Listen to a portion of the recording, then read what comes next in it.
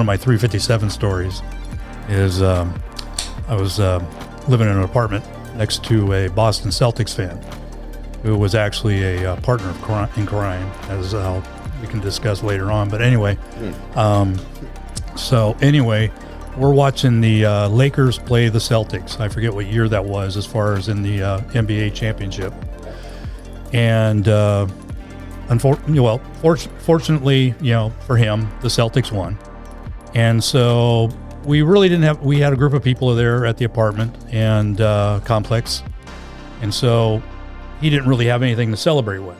So I decided to walk out of his front door, make a quick left, turn into my front door, went in, grabbed my 357. I said, "Hey man, go fire this out in the air there." So he does. He goes out there and just unloads all the rounds, and it was cool, great. Took the gun, put it back in. We go back in. We're watching all the post-game interviews, and we're still drinking and eating and doing our thing.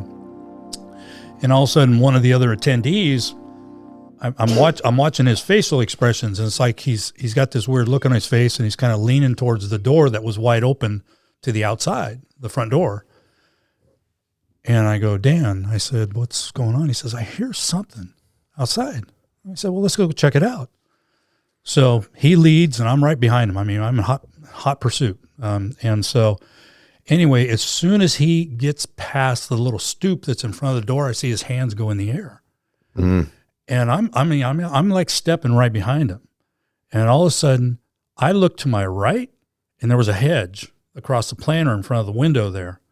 There's two cops down there with automatic weapons pointed. I look to my left, which is where my door is. There's a standing cop who's got his handgun out. Uh-oh. He's got it down. And all of a sudden, I look in front of me. Dan is already face down in the grass, and there is a bunch of officers lined up with guns bearing down on the apartment on one knee. And I'm like, oh my, and I just follow the lead, man. My hands went right up. Dang. And so everybody got cleared out of the apartment. We're all face down in the grass, and they're walking through all of us and saying, "Hey, we heard there were shots fired. That's why we're here. Who's got the gun?" Yeah. And so I didn't hesitate. It was registered, everything else. I said, "Hey, it's mine. It's in there. It's underneath the drawer. I had a waterbed. Here's the drawer it's in, and it's not loaded. We just emptied it." Yeah. And so they went in, they got it. And they said, "Any other weapons?" Nope, that was it. So meanwhile, we're all laying face down out here in the grass. And all of a sudden, and this is just the way my mind works at times, kind of like squirrel. And I look over at Dan's wife, and I said, "Brenda, what time do the sprinklers come on?" And she says, I think right about now." I said, "Oh, this is going to be hilarious when those big old rainbirds come up going, I'm hoping these guys don't start firing." Oh yeah, I know, right? They're like, "Oh God." So anyway, that all got resolved. Did they go off? No, we got up. In fact, it was just after they were winding everything down. We got back in the apartment. All of a sudden, we heard them. The sprinklers came on. So, dang it! So I know that would have been the cherry on the top of the whole ordeal if that would have happened. Yeah, just be like, "Guys, wait just a minute. Hold on. We should have stalled them. Give us like 5 more minutes." Yeah. Let's tell them a story. Yeah, let's really confuse them. No, next thing you know, you're in jail. You're like, "I'm just joking." Yeah. So like trying to cover your ass. So like I forget how many weeks later, I went down and picked up my gun and brought it back. So, oh man, being reckless. Oh, exactly. Where was this at? Oh, this was down in Southern California. Okay, cool. Yeah. And we're gonna get into that. Yeah. Yeah, hell yeah. You ready to roll? Oh yes, sir. What is up, everybody? This is Joe Adams, and welcome to the Relentless Pursuit Podcast. What we do on this podcast is bring in guests from all different backgrounds, all different walks of life to share their journey and everything along the way that led them to where they're at today. So if that is for you, please like, subscribe, share, and all those wonderful things. And if that is not for you, I don't know what your problem is, but you need to jump on board today. Because we're here to make an impact, and that is what we do. But without further ado, I would love to introduce today's guest, Mr. Jay Mellberg. Thank you, Joe. Thank you. Appreciate it. Hey, welcome. Honor and privilege. Yeah, honored to have you. Thank you. Yeah, it's awesome. So, guys, a little bit of a backstory on Jay. There is a young lady by the name of Austina, and I know, well, and Krista too. I've known Austina a little longer, but two young ladies, Austina and Krista, sisters. This is their father, and they've been friends of mine and kind of a part of all of RP stuff to a degree, and for several years now. Yes, and they've always been pretty amazing. And so Austina just knows a lot of people. So I was like, hey, who do you think would make a good guest? And she's like, my dad's got a great story. You got to get my dad on your podcast to tell his story. Well, I don't know if it's a great story, but it's a story. Yeah, well, everybody's got a story. Amen. Amen. That's the line right there. Everyone has a story. Amen. And then you shared with me, I reached out to you and you shared with me your, hey, and love you guys, by the way, Austina, Krista. But yeah, me too. He loves you more than I do, but but anyways, yeah. So reached out to you and you shared with me a little document about some details of your story, and I was like, man, that's some powerful stuff, and it's exciting because I know you're ready to be vulnerable and just open up about it and share what you've learned over the years. So yes. So let's do it, man. So all right. So just briefly, tell us what it is that you do now, okay, and in your life currently, and then we'll take it back. Well, currently right now, I'm still involved in the construction industry, which is one of those things I tried to run from so many times, but it's just like the doors just kept opening to step back into it. And so finally I got to a point in my life where I said, okay, this is it. I need to stay here. Yeah. This is my lane for whatever reason and for whatever season, and I want to be the best at whatever I can do. Yeah. In this particular vocation that I have right now. Of course. And so much of it was self-taught, but a large portion of it, I had some incredible mentors. Yeah. And as a young child, most of my uncles were in the trades. Okay. So I would get handed off each summer, opportunities to work with them and learn a little bit more about the trade. So you build a wide skill set. Yes, exactly. So at a very young age, I mean, my father was kind of a taskmaster of sorts. So he felt life was more about work and no play. Mm-hmm. And so I, that was the road that he kind of pushed me down for many years. So I had a great work ethic. Mm-hmm. Now, unfortunately, some of my other endeavors weren't as strict and formatted, but we'll get into those, I'm sure. But then there was other opportunities to work for some other tradesmen as well. And so I just continued to do that. And then as my life unfolded, I would jump in and out of the construction industry. Yeah. Sometimes just to pay the bills. Yeah. But again, I had great, unique opportunities to learn something additionally that I didn't know before or hadn't put my hands to. And so that just, again, allowed my resume to expand and broaden. Yeah, I think it's a great thing. Yeah, exactly. Yeah. Like, you talked about just to pay the bills, right? But it's also a positive because, one, they're not going to stop constructing things at all right. in the foreseeable future for sure. Right. So that's always going to be needed. Right. And the broader skill set you have, the more opportunity you have. So if you are in a place that's like, hey, I got to cover some freaking bills, you can find something.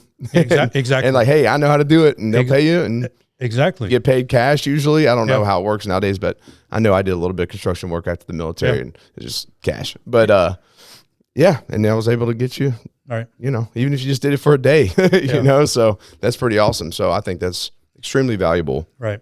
And I think there's the pride in like creation of something, you see something get built that you put your hands into, like that's pretty cool. And I was really blessed with the opportunity to work with some really great contractors as an employee that were good mentors. Yeah. And they were good teachers of the trade. And were willing to share a lot of things that they had learned. Yeah. And I was just like that. Even as a young child, I found myself gravitating towards adult conversations. I was always listening into the dudes, because I just, their stories were just incredible. Yeah. And it was just like, I didn't want to really go out and play. I just wanted to hang around the guys and listen to these stories, as far as, what they were doing with their lives. Yeah. And what, things that they were, creating and so forth. But anyway. And here you are telling your story. Exactly. Which I think is a lost art. Yeah. To a certain degree, as men, as dads, we should be sharing those stories. There's a heritage there, there's a legacy there, and the good and the bad stories as well. Yeah. Because that's where the lessons, as we both know, are learned, is through both. There has to be the both to be able to get to where you are now. Oh, facts. I mean, you say that, and it brings me back to this, something I'm going to put out today or tomorrow. It talks about brotherhood. I think there's a lack of that in the world, but I find it to be an essential thing. That's why I was always attracted to the motorcycle club world. I was military, all that stuff. Yeah.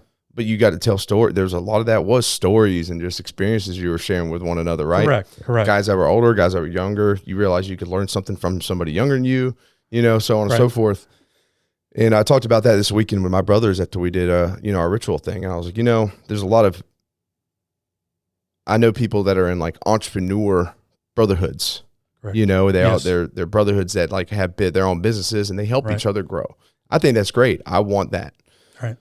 But the cool thing that I really could focus on there, I was like, I may not be able to come to one of y'all for like a $1 million loan, but if I needed it, you'd loan me your life, and that was just the best way to phrase it. But like we have a brotherhood with a spiritual core, which is very rare. Yes. And there's so much love there, and we travel so far to go see each other and get together for that purpose. And I think it's just it's a lost thing. And I think it's very important. But so no matter what your faith is, I think there needs to be brotherhood centered around that helps strengthen each other, right? Because that goes into everything else in your life, right? And what you bring from that brings something to the table with the entrepreneurial side of things or your family or whatever the case is. So correct. Yeah. Well, I think part of what's missing in a lot of that is, success is built off of strategies, and those strategies are only developed because of the failures. Yeah. Because to develop the winning strategy, you have to have a loss. Mm-hmm. And because from that loss, you're bringing back components to help build the winning strategy now for the next time. Yep.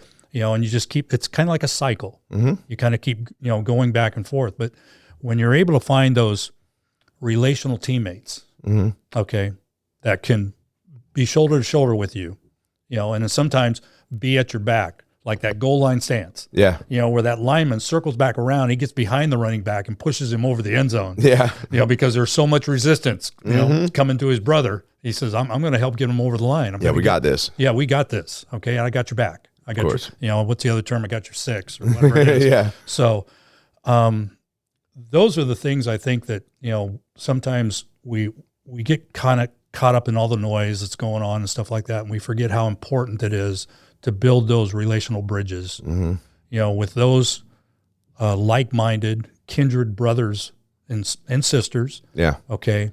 That actually, we spark off of. It's kind of like what you're talking about, that brother. You got to get that edge. There's got to be some grinding. Oh yeah. There's got to be some sparks. Yeah. 100%. And there's got to be people that are willing to look you straight in the eye and say, I think you need to change something. Yeah. I think you need to do something a little different here. The accountability. Yeah. Right. And so with that, we're able to maybe, hopefully, step back, turn the volume off, and just let that soak in for a minute. Oh, yeah. And then look into the mirror and say, okay, is there something I need to tweak? Is there something that needs to happen? That's why I'm stuck. Yeah. It's like I can't seem to get to the next level. Yeah. And having those things are essential for that. Exactly. Yeah. Exactly. Oh, yeah. Well, hey, there you go, guys. There's some nuggets for you, for the conversation. But keep those things in mind. But we're going to dive into probably more of this stuff later on. Sure. But let's get back to you. Let's get back to your journey. So, Jay, take us back. Take us back to young Jay, the early days of Jay. Where you hail from, when you came and you saw light for the first time. Well, I hope this comment doesn't tune a lot of people out. But basically, I was born in Ohio, and I'm a long-lived diehard Buckeye fan, and congrats to my Buckeyes. Yeah, they're doing good. They're doing good. You're gonna be disappointed in me. I haven't kept up with football in years. I haven't. It's not against it by any means. I don't know why I fell out of it for my own personal reasons, but sure. Hey, go Buckeyes! I'm rooting with you. Now all these people start unsubscribing to my podcast. They're like, man, screw Joe. He ain't no Tennessee boy. Oh my God, guys, I'm indifferent. So hey, it's all good because the thing is, I'll congrat any opponent any time. Sportsmanship. Exactly, and it's like I played that way, as a kid, and so. But anyway, I was born in Ohio. Okay. Single mom. And basically, she was raising two other boys at the time, James and Rodney. Dang. And she had divorced her husband, Jack. He was a mean drunk. And so there was some physical abuse kind of going on there. And so she decided to get as far away from that and take the boys with her. That's good. And so she did. So then she realized that financially, for her to be able to do that, she would have to, generate a lot more income. Yeah. So she worked two jobs. She worked as a waitress and then worked during the day in a bakery owned by the Mellbergs.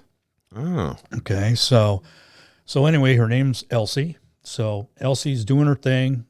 Jimmy and Rodney, my half brothers, my brothers, excuse me. I got to discard that. My brothers, they were throwing newspapers to help bring income into the family.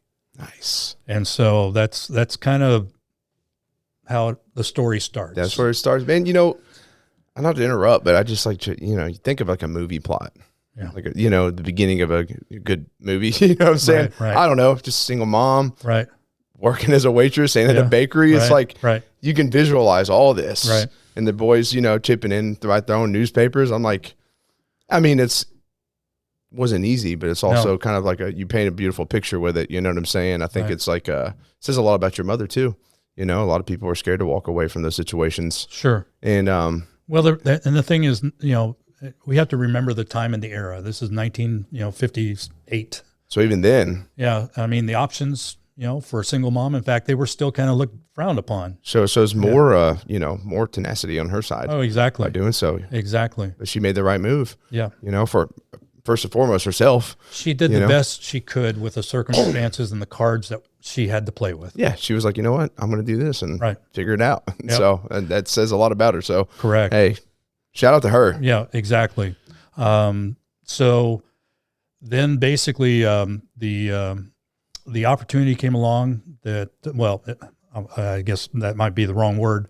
But anyway, as she was working as a waitress, there was a patron, gentleman that came in, and they started developing a relationship. And I ended up being the result of that, that consummation, as you might say. So when Elsie and again, this is not a tree. You talk about family tree. Yeah. I got kind of a bush. This thing goes all over the place. Well, real quick, you said y'all moved where? Where was this at? Well, the thing is, this was in Mount Vernon, Ohio. Okay. So we're still there. We're still in Ohio. Okay.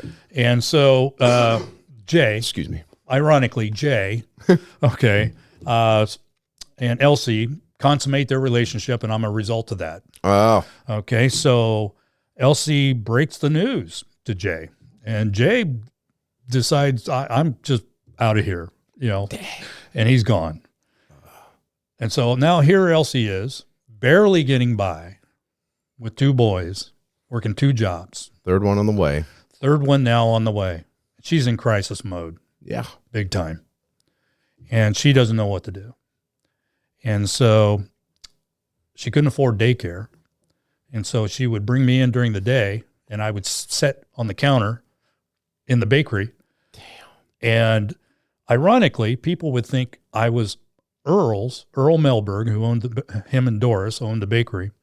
They thought I was his kid because I was blonde-haired and blue-eyed. Yeah. And he was blonde-haired and blue-eyed. Yeah, rumors are spreading. Put this in the newspaper. And this is small-town USA. Yeah. Okay.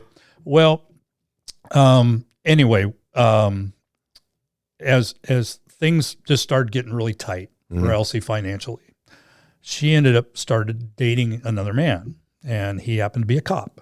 Okay. Name was Joe. And my story is going to kind of jump around here just a tad, but I'll keep it all. At least this is a 4-lane highway. I might change lanes a couple times here, but we're still going the same direction. Yeah, of okay. course, yeah. So anyway, they start dating, and Joe comes up with terms for their marriage. Terms. He's the cop, right? It's a code 9. Yep. And so at that particular time, Rodney is getting ready to head off into college. In fact, he's actually got the letter to enlist. So your brothers are much older. Yeah. And so then James now, he's just coming into high school. Oh. Okay. So, and then here's me. So Joe, and I don't find this information of my story out until I'm like 55 years old. It was like a year ago? Thank you. Of course. Joe scores points. Are we keeping score here? Where's my writing pad? So anyway, I'm on a phone conversation with Elsie, and I've had, there were several of these that I would have throughout the years. But in this particular conversation, she makes the comment. She goes, "I should have never given you up for Joe." And I just keep talking, and all of a sudden I pause for a minute because my mind now captures what she just said. And I rewind, and I said, "Excuse me, Elsie, what did you just say?" She says, "I just wish I had never given you up for Joe." And I said, "What does that mean?" And all of a sudden there was crickets, silence for a minute. I could hear the tears starting to bubble up in her. She goes, "I didn't tell you, right?" And I said, "Okay, no, you didn't." "What?" Because there's been several times in my life that shoes of information have dropped to just shake me about my story. Yeah. And so anyway, so she discloses that basically Joe, part of his agreement that he came up with was that he would finish raising Jimmy, the younger of my two brothers, but he wouldn't raise me. Good God. So, yeah. So being a mom, I can't imagine. I can't. And I'm not even going to attempt it. Mm-hmm. Here's a man that says he loves you enough to marry you, but he's not going to raise your kid that he already knew you had, okay, that wasn't his, but he's not willing to sacrifice himself to help raise that boy. So he's putting her, in the crosshairs. Yeah. That she's got to make a decision. If you want me, okay, then you got to get rid of him. Yeah, he gave her an ultimatum. Well, she went with that. So she went back to the baker, she started looking. And there was a pastor and his wife who had adopted kids already in the Mount Vernon area. And they said they would adopt me, but it would be a closed adoption. So in other words, she would not have any access. I would have no knowledge of her and all that kind of stuff. And so that's the only avenue that she had. And so that was where she was going to go. And she discussed this with the Mellbergs. Well, the Mellbergs had already kind of been through the adoption process. Earl Mellberg, at a very early age in his life, in his 20s, had contracted the mumps.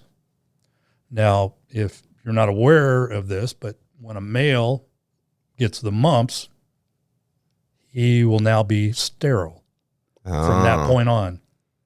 So he was never able to father children. Oh. Now, Doris, again, the Bush analogy here. Doris had been married a few times. Okay. So she's got 2 children already, Jerry and Sue, from different husbands. Yeah. So Earl's fine. Those are his. He took them in and treat them like his kids, and loved on them and everything else. Yeah. And so anyway, they had, Earl had decided he wanted another child. So they went to the orphanage there in Mount Vernon, and it was a girls' orphanage, and they adopted Trudy, my sister Trudy. So now they've got the 3 kids. And so being a small town, you know, and owning a business, the roots for them were already deep in that community. Mm-hmm. And so this was just a matter of signing some papers. Yeah. Yeah, no problem. And so the Mellbergs basically offered back to Elsie, said, okay, here's the deal. We'll adopt. At that particular time, they used my middle name for whatever reason, I don't know. But it was Chris. We'll adopt Chris, and you'll be able to see him, visit with him whenever you want. Yeah. You know, type of deal. That's just how Doris was. And so was Earl. And so that's the choice that Elsie made. And so that's how I ended up becoming a Mellberg. Interesting. Yeah. Man. Honestly, I never would have thought.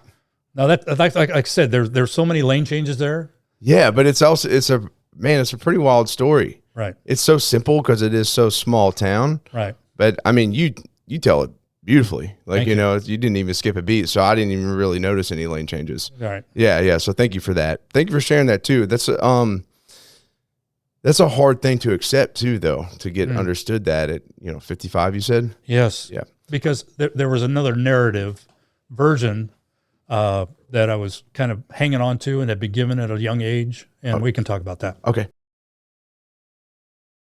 We left off at basically how you became a Mellberg. Right. Now take us through the journey. Okay. So now I'm basically, Elsie pulls the trigger. I'm officially a Mellberg, and her hopes and aspirations for me is that I've been adopted into a very healthy, living environment, and my opportunities are going to be great, and she'll be able to touch base with me and keep in contact and maintain some level of a relationship with me, as I grow. Well, unfortunately, the Mellbergs on surface looked all pristine. Yeah, they got a bakery. It's like a wholesome career. Exactly. And so with that, and plus, they're outstanding members of the community there. And so, anyway, with all that, we start to unfortunately spiral downhill a little bit. The home that I was adopted into, the physical home, caught fire. So we lost that. And then there was a rebuilding process. So a new home got built, and we moved into that. Unfortunately, Doris, and I want to be very careful as far as how I frame this, but I didn't realize this until after she had passed, and I was attending the funeral. I got to talk to my brother Jerry, who I mentioned earlier in this conversation. He shared with me when he was young in high school, across the street from the house, and this is after the new house got built from the one being burnt down, there was a big red barn, one of them picturesque red barns with a hayloft and everything in it across the street. Well, that was his spot where he'd take his girls. Yeah. All right. And so anyway, one night he's parked there, and from what I understand, where the position was that he parked, he could still see the house. So he's there one night with one of his girls, and Earl had left to go to the bakery to begin the early prep for the next day. So he knew Doris, mom, was home alone. All of a sudden, headlights of a car pulls into the driveway. It's not Earl's car. Guy gets out, goes in the house. Oh. He's there for a few hours, comes back out. Fidelity. Mm-hmm.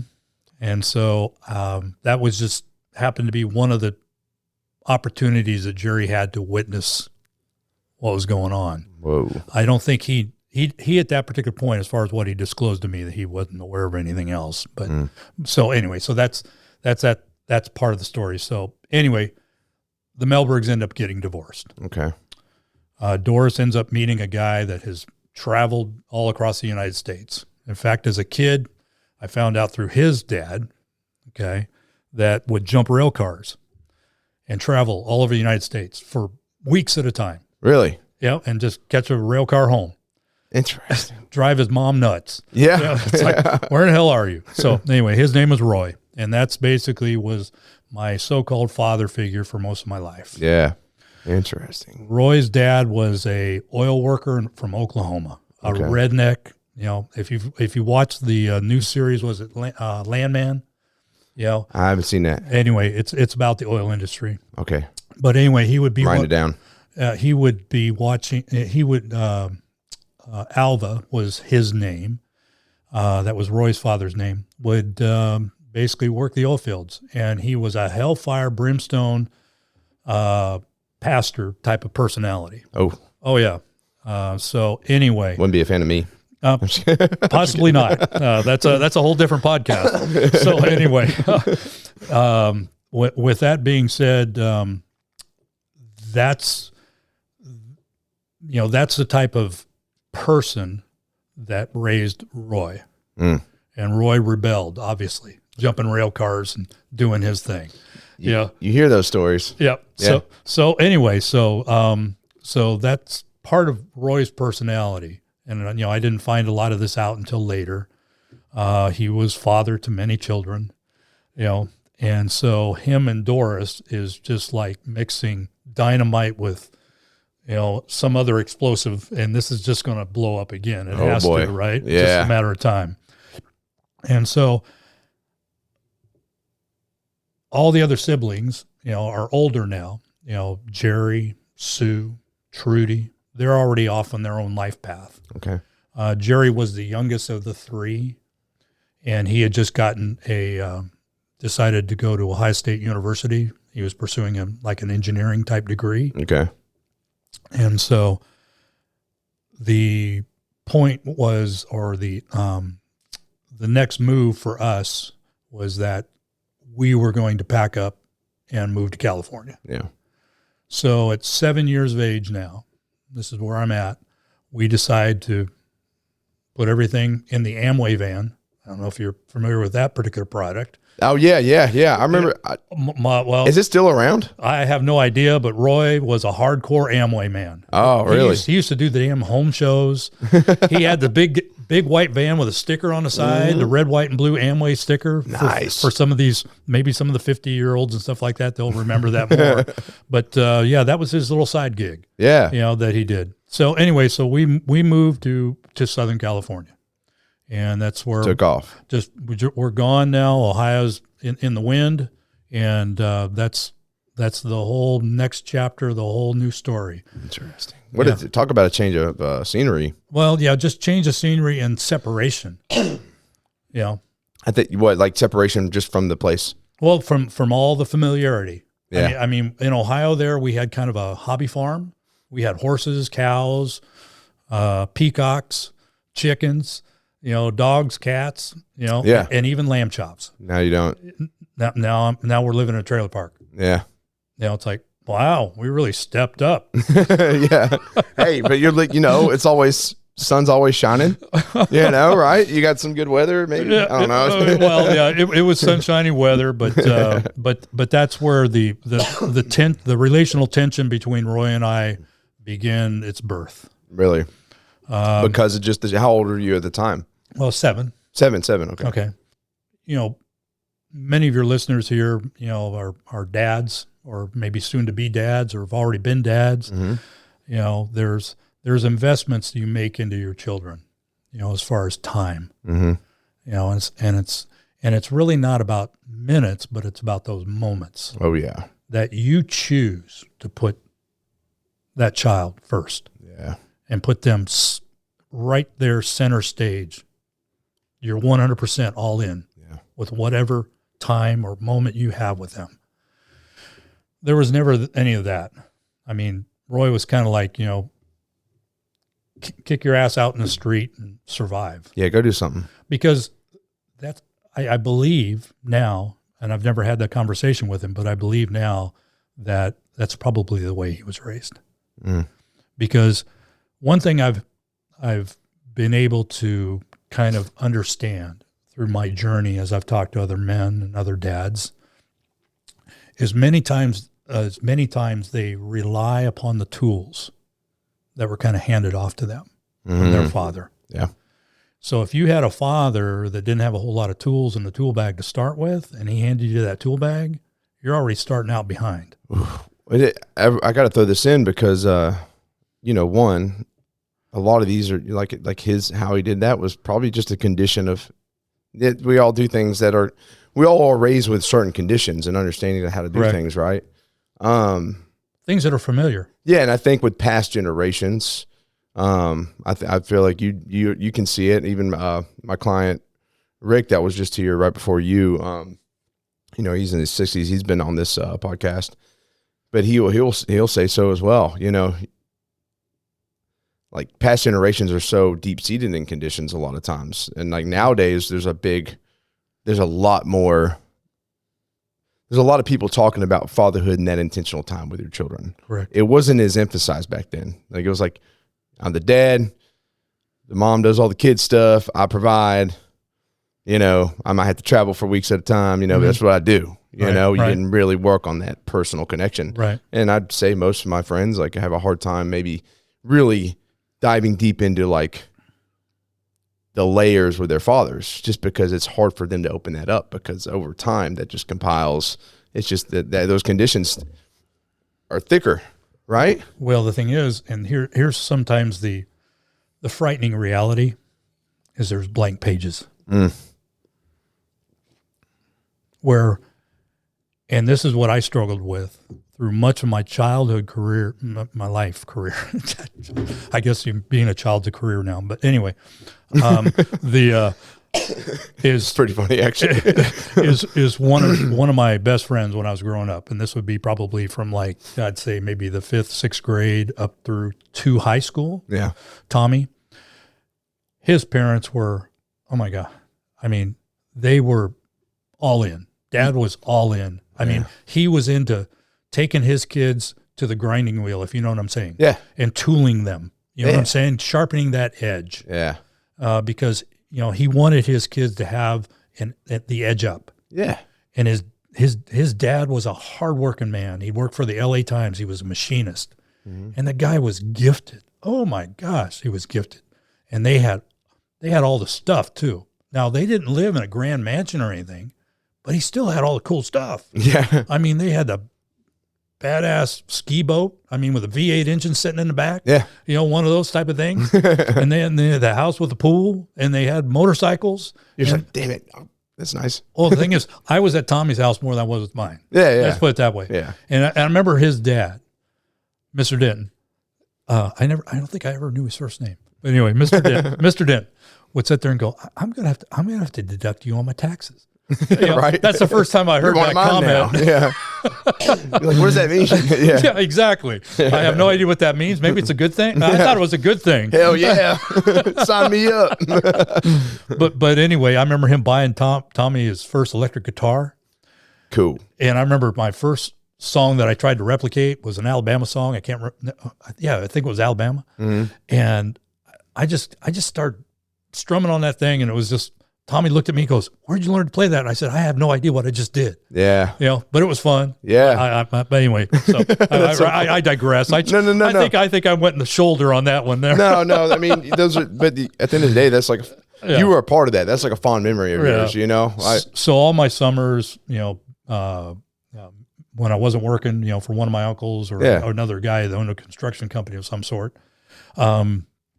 we would, I hung out with them. So all your uncles, Roy's brothers all lived out there? Yes. Okay. Yeah. And then some of my Doris's uncles, brothers, she came from a family of, I think there was 12. Good God. Yeah. 2 of them unfortunately passed away after childbirth. Mm. Okay. But there was, it'd be 13, because there was 11 of them at the big reunion we had in Southern California.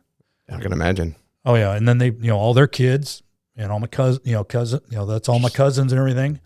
Oh, it was huge. You go to the reunion, like one kid might get lost. Oh yeah. Yeah. Well, the thing is, my mother's side, her parents owned a farm up in Ohio. Okay. And he, Grandpa Gray, he had two of the biggest draft horses I have ever seen. Nice. And I've got a black and white photo on that. I'm sorry I didn't bring it. I'd love to show it to you, but he's standing in the middle of them. Yeah. Their noses are on each of his shoulder. And they are like, it looks like they're another 4 feet taller than he is. I love draft horses. Blonde. Oh my gosh. They're so cool. Oh, they were gorgeous. Yeah. Bigger than a Clydesdale. Yeah. There's different. I've looked into breeds because I've always like, my wife's not a huge fan of it, but we want land. And I'm like, one day I'm just going to have a big draft horse that I can just ride around on. She's like, that is so much upkeep. And I'm like, yeah, one day. Yeah. That's what he plowed field with, was those two horses. Yeah. You know, and so they had the big cattle portion of it. They had their own stockyard. That's nuts. Had the big grain silo. Yeah. That I remember climbing up to the top of, That's looking cool. down into. Yeah. And so on and so forth. In fact, that's another story. That's where I learned to ride a bike for the first time.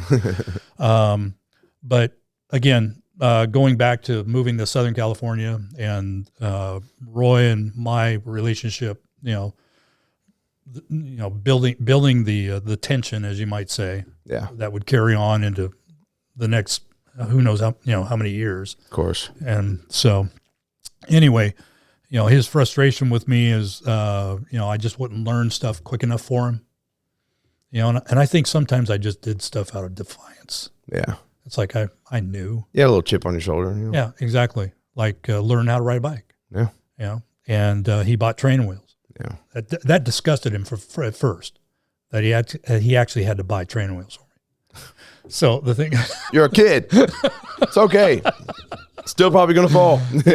And so the thing is, it's like I rode that for a while, and it's like I was cool with it. I wasn't having a problem with it. Yeah, it was mode of transportation, cool.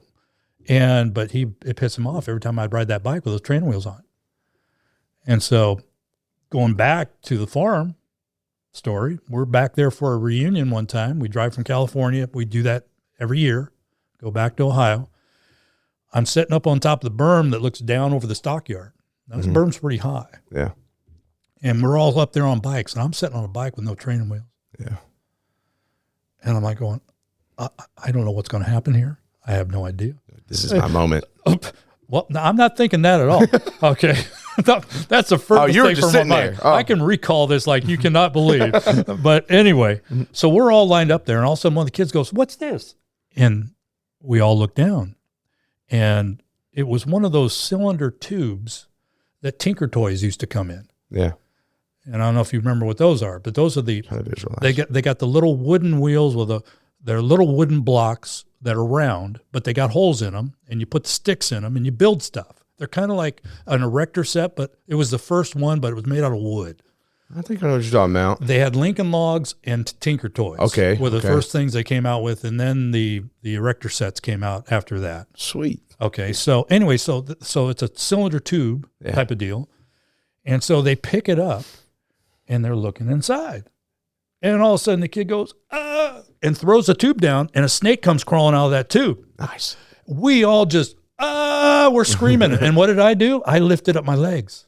Well, I'm already sitting on a slope, and here goes the bike. Uh-oh. I'm going. I'm rolling. You commit. I'm committed. Hell yeah. And I'm like, I am not going to fall.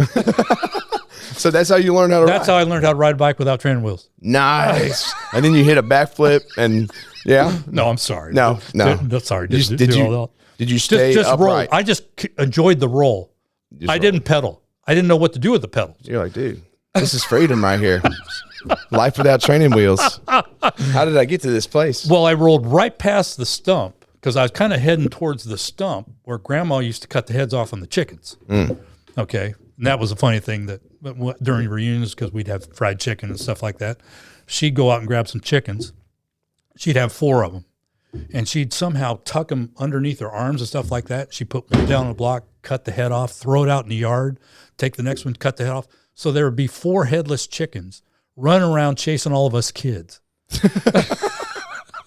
that is the most like I mean, I know this is up in Ohio, but it's like the most southern shit I've ever heard. I love it. And the next thing you know, we'd be sitting down eating those things later on that night. Hey, so. It was fresh too. Amen. You knew where they came from. Amen. That is awesome, man. Yeah. So anyway, I digressed and went to that, but getting back to the whole the Southern California, we ended up finding a place in a town called Upland, California. Mm-hmm. Found a house there. And then that's kind of where the whole journey through my remainder year of elementary school and junior high, high school, all those memories are wrapped around that house. Yeah. And the things that happened that went on there. You know, I want to say real quick, it's crazy how much you can recall from your childhood. And you don't really get lost in it. Mm-hmm. You're able to really track it well. So I take it you've really sat here and you've probably sat down and really work to recall it the best way you could. Well, that makes sense, or does it just come to you easy? I think it really, because there were so many moments that were kind of impactful. Yeah.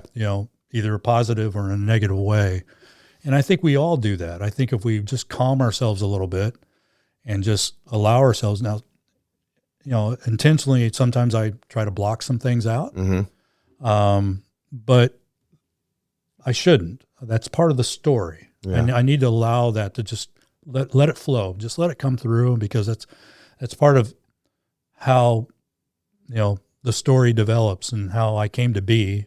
And it's by God's grace, I'm still here. And so, you look in the mirror and you're like, who am I? Guess what? All those things are there with you. Right. You can't avoid it. Right. It's like, yeah. So I think it's really important to recognize that you can never run away from things. They're always a part of you. Just how do you use that? Right. Yeah. My entrepreneurial spirit developed when I was really young, as far as the business, as I really stop for a minute and take some inventory, of the past. We used to go fishing, Lake Mead. That's, basically created by the Hoover Dam. Mm-hmm. That was one of Roy's spots. Every year, my Easter vacation from school was spent at Lake Mead. Lake Mead, doing some fishing. Yep, do some fishing. Largemouth bass was his go-to fish to try to catch. Yeah. But we'd catch whatever we could. Yeah. And so with that, we would, we would make that journey, and very, very early on, through those trips and stuff like that, I had moments of brilliance and then moments of failure to the complete. I think my dad many times thought I was a curse to him, because there was two particular trips that we went on. One was the first fishing trip that he allowed me to use an actual lure with the treble hooks attached to it. So he always fished from the captain's seat position. That's where he would set. And so I would always fish usually off the back of the boat, because we had I think it was a little 16-foot glass bar or something like that. And so I'm back there and I go to cast, and I don't see my lure flying out in front of me. So I do it again. I hear this GD, stop it. And I turn around, and I have just embedded that lure into the side of Roy's head. Oh. So on the first cast, that set, did the preliminary set. And then when I went to second cast it, that just drove those hooks deeper into the side of his head. Dang. Well, good thing you heard stop it instead of reel it. You're like, oh God. So anyway, and I was given the charge of pulling it back out of his head with the needle nose pliers. How'd you do? Oh, well, I got it out, but then I had to take the mercurochrome, which is that red stuff that stings when you put it on an open wound. Yeah. Okay. Had to pour that over the side of his head. Hey, battle scars. Yeah, exactly. He loved fishing. That's just part of it. It's part of the territory. Well, and then another trip, we had the stringer with 2 prize catch bass on that stringer. And we bring it in when we move to another spot, put a wet towel over them, keep them alive, and then put them back in the water. So we pull them, I pull them in, we go to the next spot, take the towel off, throw the fish over the line, forgot to attach the stringer to the boat. So these 2 prize 5-pound bass just go swimming away, united on that chain. You're like, oh, into the shit. deep. You're like, I don't know what happened. Start looking around like, it wasn't me. So I mean, and then the I guess the cherry on the top of disasters was one time we all went as a family. My Uncle Bob, which was one of my Doris's brothers, lived with us for several years. Yeah. So as a kid, I had to share my room with Uncle Bob, who had a flatulent problem. Oh, But anyway, some gas. that's a whole nother story. Watching the sheets rise and fall. But anyway, so it was Uncle Bob, Doris, Roy, and I were on a fishing thing, and we would go out many times and stay all night out on the lake because the way his boat was set up, he had like I would sleep under the bow, and then there were hammocks that would stretch across the seats. That's pretty cool. And they'd sleep on those. So we'd wake up in the morning with a little Coleman stove, and we'd have the potatoes and the eggs, and we'd be frying that up, and we'd be eating and everything. Sounds else. like a pretty good time, actually. Yeah, it was. I mean, there was, amongst all the disasters and some of the negative childhood memories, there are some positives. But yeah, you can always find something there. Yeah. And so anyway, on that particular trip, my mom was one of these rock hounds. It's like every place she goes, she has to bring back a rock as a memory of where you've just been. Yeah. So she saw a piece of quartz sitting on the bank. So granted, I'm the guy that's got to go out and get it, and she's directing me. I want that one right there. So I get the rock and I bring it back. So we're fishing. Mom sets up on the bow. Okay. Uncle Bob and I are in the back of the boat, and Roy's on the captain's seat. Yeah. So we're fishing away. The wind's blowing like crazy. And we got one of those collapsible tops that's going over the windshield. Well, it keeps lifting that top up. Roy's getting frustrated, getting mad. Mom's trying to set on it, hold it down while she fishes, and I got to put the bait on her hook and do all this kind of stuff. But anyway, I'm sitting there going, me being just the mechanical engineering genius that I am, I'm sitting there going, somehow we need to tie that top down, or hold it down. And I look at this rock I just got. Oh, heck, I've got this. Yeah. So I put the rock up on that folded canvas up there. We're golden. Good to go. We're fishing, and mom, Doris sits there and goes, good job. Glad you thought of that. Roy didn't say anything, right? So we're fishing away. All of a sudden, he's getting ready to put another piece of bait on his hook there. And, he's back at the back of the boat. That's where the bait bucket was. And we used to use these things called water dogs. They were kind of like a salamander looking thing. Mm-hmm. And so he's reaching down into the bait bucket, and he's in the back of the boat. All of a sudden, a gust of wind comes along, stronger than that rock. It lifts that top. That top becomes a catapult. It catapults the rock, hits Roy's ankle. You're just jacking up. First it's the hook, now it's the rock. Roy is not happy. So anyway, I mean, but it's kind of it's so funny to visualize though, and of all the places you can hit him, like right in the ankle, like it's such a sore spot. Oh, he's sitting in the camper back at the dock, got his foot in a bucket. I mean, but he's going to make the best out of the trip. How big was the rock? Oh, it was probably, I'd say probably about five so pounds. So it wasn't like a little rock that just like, that shit hurt. Like this goes in the flower bed now. It's a visual experience. That is funny. Nice. So sorry, Roy. So anyway, but to, again, I kind of digress a little bit. I was talking about my early years of entrepreneurism, but we would have leftover bait, those salamanders. Mm-hmm. So I'd bring them home and I'm selling them for 50 cents a piece out on the schoolyard. You got like a little side hustle. I do. So every Easter, Easter vacation, everybody knew I'd be fishing at Lake Mead. Are you bringing back some of them things? Yeah, you got the salamander. And so teachers got wise to this and they shut me down. They caught on to your business. You're like, I got a permit. This is legal. Yeah, they're just like, you act like they're taking you away. Like, I know my rights. Yeah. That's funny. Hey, it's so funny because I used to do, I don't know. I mean, on a different level. That's how it was with like Pokemon cards when I was a kid. Oh, yeah. They shut us down hard. Oh, did they? Yeah, they weren't joking about that. Now, I wasn't even trying to get money. I was just trying to trade for that one that guy had. Oh, yeah, exactly. Because I had two of these. Yeah, you're trying to trade up. Yeah, and they were just, We were doing it at recess, not like in a bad time. Well, that goes back to the marbles. When I was in elementary school, we do the marbles, right? Oh, marbles were the thing. Oh, yeah. Yeah. You had the pearls, you had the cat eyes, Yeah. you know, and then because, see, remember Tommy's dad, he was a machinist at the LA Times. Yeah. So he'd bring us ball bearings. I was thinking as you were talking earlier, I was like, here I am, like a friend of Austina and Krista, girls I know, known for a while. All right. They got their lives, and I'm like having like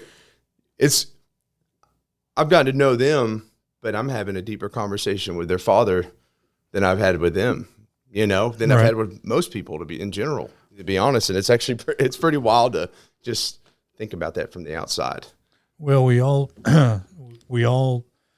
have opportunities, to take a little bit of a detour, in our journey. Yeah.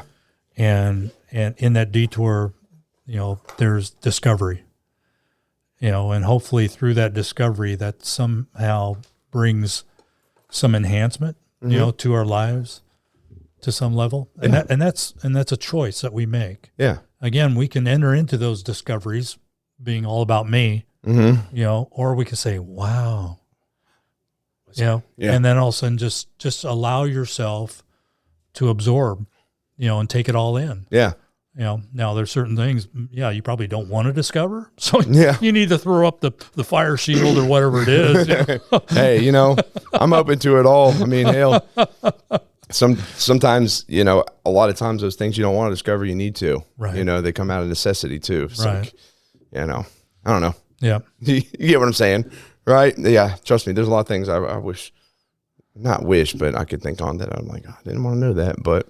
But that's, again, those are building blocks that we can now look back upon and say, I really didn't need my structure to have that particular part in it. Oh yeah. And so, so anyway, I mean, it's life in and of itself, as I sit down and reflect, and when I start looking at the perspective of being, and that's the thing, I think both you and I and many of the people that have the privilege of sitting here in front of a microphone, and get to talk and share with you, they've their experiences in life as they're building their life, and that's been, I think, the kind of the fun part. Yeah. For me now is having that building experience. I can use that in building as an analogy in so many. And if you think about how that applies to your life, when you think about building that strong foundation to support your life and your family and your faith and all those types of things, what's that undergirding? What's that underpinning that you have? Is it solid? What's it built on? Yeah. Sometimes we need to go back and reassess that. Oof. Because when you think about life, life's kind of like that ocean, man. The waves come in, they go back out, they come back in, they go back out. And, that underpinning could be unstable. Yeah. And so it's like, you need to check that every once in a while. It's interesting you bring that up because I've used this before, talking about faith and whatnot, right? And, there's all kinds of faiths, and we all put faith into something, whether it's spirituality, it's some spiritual belief or whatever it is. But faith in general, so say you believe in something or you say you do, I'm not saying everybody, a lot of people have very strong foundations, but a lot of people across a variety of beliefs that maybe their faith stems from what they were told to believe, right? And it's always just been that, and maybe they fear something different or external, and anything that kind of makes them uncomfortable in whatever avenue in life. And instead of trying to understand it, they're like, no, they just shush it away. Right. And what I'm getting at is, to your point, how strong is your faith if it stands on stilts? Correct. You build that foundation through experience and through understanding and through, asking questions and through like really diving deep in. And I think I know a lot of people just won't do that. Right. because there's that uncomfortable aspect. It's very uncomfortable, and it might deter them, or whatever the case may be. There's all the questions that they ask themselves if they're even question it or try to experience things. Right. But then by doing so, you just got two long sticks holding it up, Right. Instead of like that solid concrete that's been built over time that nothing can fall off of. There used to be a, back before internet and all that kind of stuff, we read comic books. Mm-hmm. Okay. And there was usually, throughout the comic book and usually on the back page, there was some type of a advertisement of some particular product. Yeah. But there was several of the comic books that I had this picture in the back. It was like little sketches, sequential sketches of, this guy on the beach. Mm-hmm. And, he's with his girl and some guy comes on, kicks sand on him, and it's like the girl's looking at him going, you going to do something about this? And, the guy that kicked the sand, some big buff dude or whatever, Like, dang it, no. And so anyway, but one of the pictures I remember of one of those scenarios is the guy was, tiny little skinny legs, but from the torso up, he was just Hercules. Yeah. And it's just like, that's not good. Yeah. And so, but he was the guy that kicked the sand. Okay. So the guy who had the girlfriend ended up buying this protein powder. And at that, and I'll rewind the tape on this one here, called Hoffman's was the brand. Never heard of it. Oh my gosh. This stuff, I don't care how much milk you put in. I don't care how many times you run it through the blender. It did not dissolve. It was sludge. You chewed it. The original Hoffman's. The original Hoffman's. Hey, let's get it going again. Sponsor my podcast. Oh my gosh. But anyway, that was the product that was being advertised, was that. Yeah. And so now you see this buff dude. He's with the same chick now, but he's all buff. But he's buffed in the legs, and the upper body. Yeah. And so the sand kicker comes along and he jumps up and, they show the guy physically punching the dude. Nice. In the comic book. Look at him. It's just inciting violence. Someone kicks sand on you, punch him. So anyway, it's just, I'm just getting back to that, when you're building your body, just like building your house, the foundation plays a critical role in all of that. Facts. Yeah. Yeah. That's the reality of it. And so anyway. So the foundation in a strength perspective is don't skip leg day. No, exactly.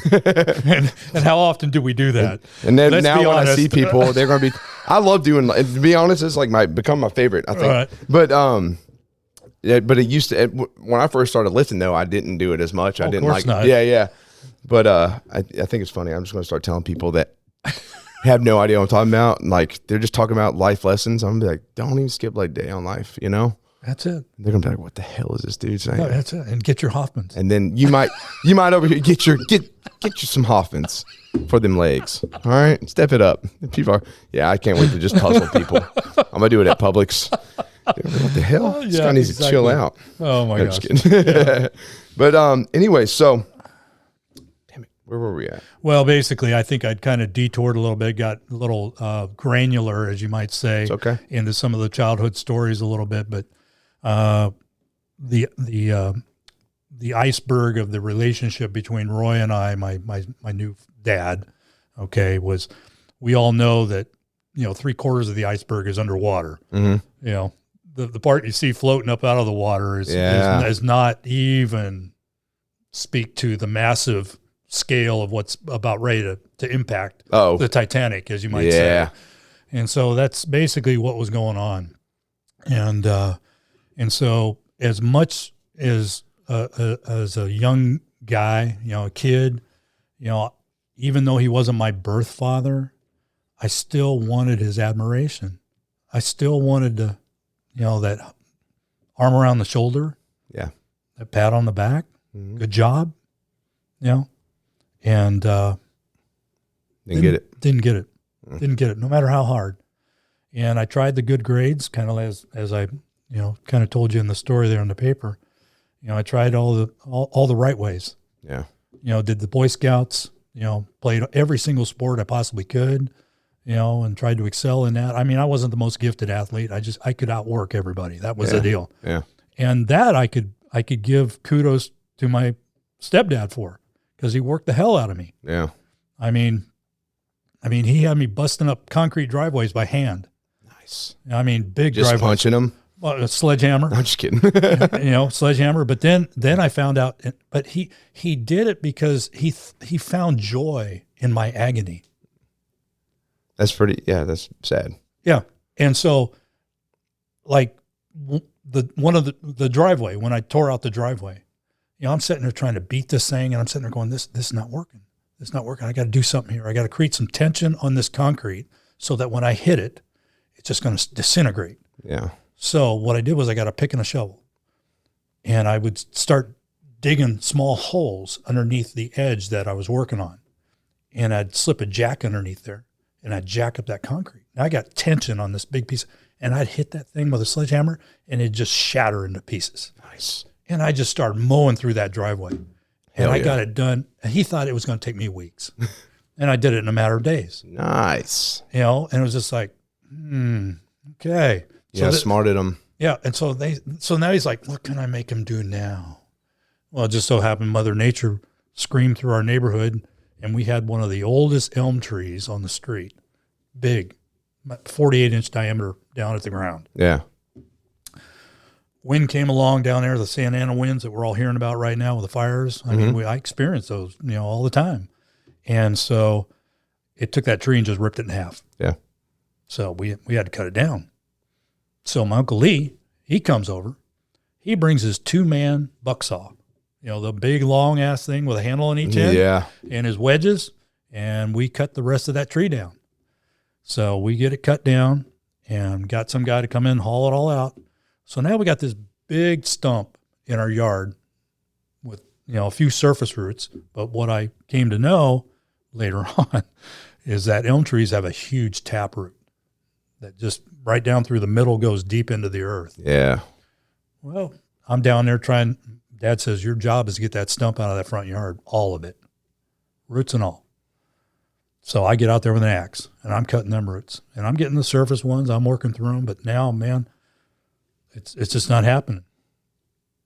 I go grab that same pump jack, get myself a couple blocks of wood, I get underneath that tree, and I start putting tension on those roots. And I hit them with an axe, and they start snapping. I end up having to burrow to where I had to climb underneath this tree stump to get to that taproot. Really? Yeah, and break that thing loose. And I did that in one weekend. Dude. And that's like nonstop work. Exactly. I was determined. Yeah. Because here's what was driving me. I'm going to prove to him, that I can do this. He thinks I can't. He wants me to quit. Oh. Yeah. But and now you're probably going to get to this, but that's an interesting thing because like, I think there's always value in like proving yourself, and busting your ass and working hard. That's all, like all right. that shit you just said, it's very valuable. Right. But does it stem from resentment? At the time it stemmed from like that chip on your shoulder towards him, right? Oh, exactly. So, which is a lesson in itself, but like moving forward in life, yeah. How do you maintain that ethic, that work ethic, right. and that drive absent of him even being in your mind? Exactly. Removing him out of the picture. Yeah. Okay. And realizing that, hey, guess what? You did this. He didn't do a damn thing. Okay. You're the one that got out there and you figured it out. Yeah. Type of deal. And so, I mean, those are just many things. And this is that same house I told you about that we bought in Upland. I mean, these are the things we're doing to it. Yeah. One of the things was in the back part of the house, there was a covered patio, and we were going to expand that and make it into a part of the living space of the house, make it a family room type of deal. Well, it had a little brick wall wainscoting around the perimeter of it. Okay. So he made me take those bricks very carefully off of that because he was going to sell them. Well, okay, I did all that. I piled them up. He says, oh, no. Now you got to knock all the mortar off of each brick. So I set out on a stool on the side of the house with that big stack of brick and would sit there with an axe and chip the mortar off of each brick. Yeah. By brick. By brick. You know what this reminds me of? And it reminds me of, with my crew, the guys in the Hurry. I went and saw this weekend, when we have like prospect. So we had a guy. Oh, okay. Yeah, because like it is so deeply spiritual to us and important. Sure. But it's very tight. Yeah. So it's not just like, hey, just welcome. Yeah, come on in, because man. we take it so serious. Like if someone shows up and then just like, screw this is dumb. It takes away from that core, that commitment, because we all oath in together. So Correct. Like, yep. Our last guy, he's now patched. Jax, we put him through hell. I remember that last night we did it too before he did his oath, and it was very emotional when he did. But I mean, we had him. We're pulling around like 40 acres on like a side by side on a tire, and and then it was like, all right, now you got to do this, and we had made him chase this oiled up tire while he was oiled up down a hill, and he was falling. It was just ridiculous stuff. Honestly, it's just men just doing what we do. Exactly. Yeah, I think it's always good to keep that stuff alive. A little dangerous and a little dumb, but it's also like, I don't think we should lose that essence of us. I know a lot of guys talk about growing up, and I'm like, no, man, like dudes like doing that shit. Yeah. Yeah. It's the same reason we like watching, like we want to get out there and we love watching these people play football and run around and run into each other. Yeah. Why can't you do that? Yeah. What's the difference? Yeah. Yeah. I mean, maybe you can't just go in the NFL, but you get what I'm saying. No. Also, by the way, she's snoring. I don't know if you hear her snoring. If y'all hear any rumbling, it's Bailey. She's snoring. Hey, Bailey. They're going to be like, dude, Joe's got like gas or something. She can hang out here for a little bit. But anyways, so what I'm getting at is, we're just like, dude, what can we do? We're like generals, like putting together like a game plan. Like, how can we make tonight suck worse? Yeah. Okay, let's throw a saddle on him. Let's take turns. Like, he has to go the full 8. We got to like, all the stuff. We got to strategize over this. Yeah. But it's like, what I'm getting at is, it sounded like Roy was kind of doing this with you. Yeah, I think we would never have those conversations. Yeah. Like, how are you doing? Never once was it ever presented to me, how was your day? Yeah. How was practice today? How was this today or that today? Yeah. Never. Occasionally Doris, but again, I'm going to somehow, I'm not making excuses for him, but I'm going to come give him a little bit of slack because he's working with the tools that he chose to put in his tool bag. Mm-hmm. Or chose not to put in his tool bag. You know what I'm saying? Yeah. We can deliberately not choose to get the tools we need. Yeah. As well as get the tools we need, if you know what I'm saying. Yeah. Okay.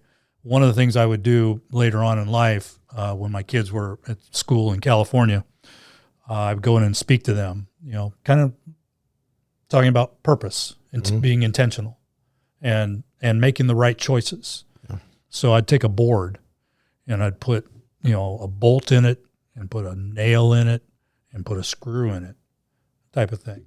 And then I would have a wrench, a hammer, and a screwdriver. Yeah. Well, screw gun, I think I'd actually use that instead.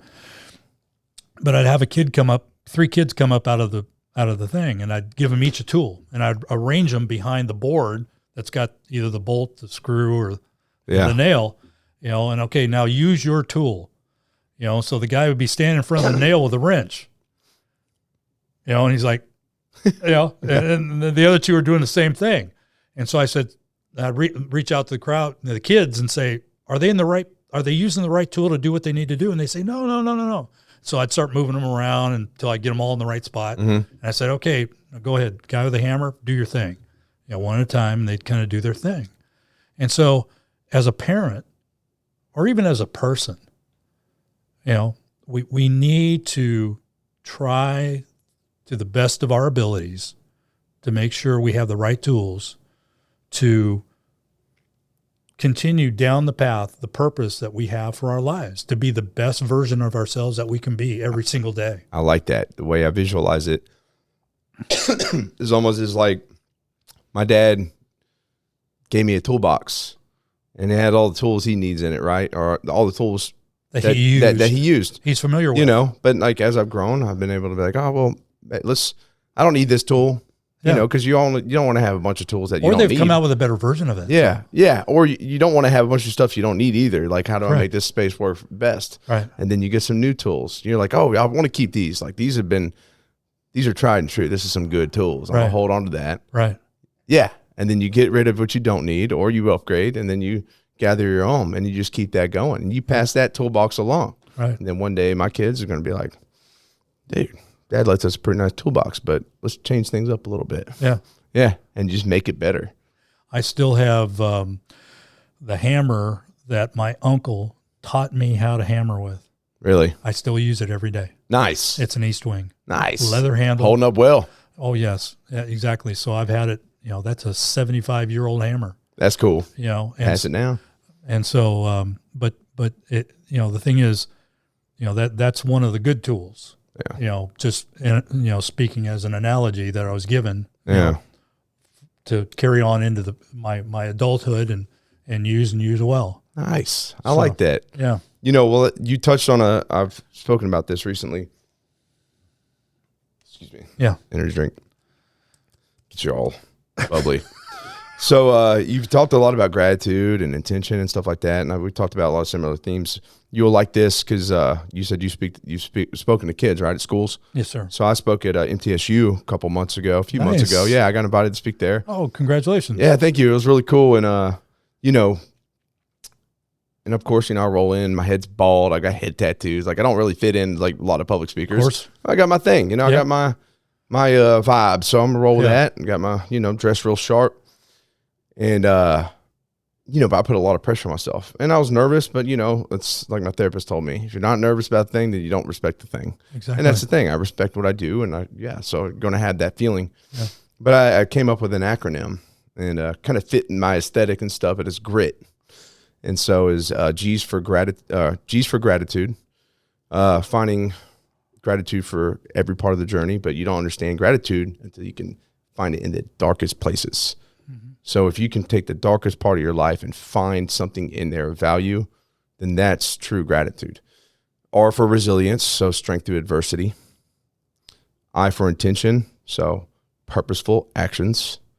And then T for transformation, finding growth throughout the journey. Right. And that was my give to them, like grit. Yeah. They could take that away, but it's all, listen to the themes of your life so far, like all those things apply. Right. So you got grit, man. You got that kind of grit, not like the usual grit, but. And the thing is, and I don't know if you agree with me on this or not, but I think the majority of our young men today don't have it. No, but I think they need good examples to look up to. Yeah, it's weird because we're just. Well, they need to experience it though. You know what I'm saying? I mean, they need to somehow, for some reason, society, the messaging out there is, let's save everybody from knotholes. Yeah. Don't let them have to go through one. Yeah. And it's not fault to these kids. And like a lot of people are like, they're so messed up. And I'm like, well, you really can't blame them. That's the world that's been created for them. Correct.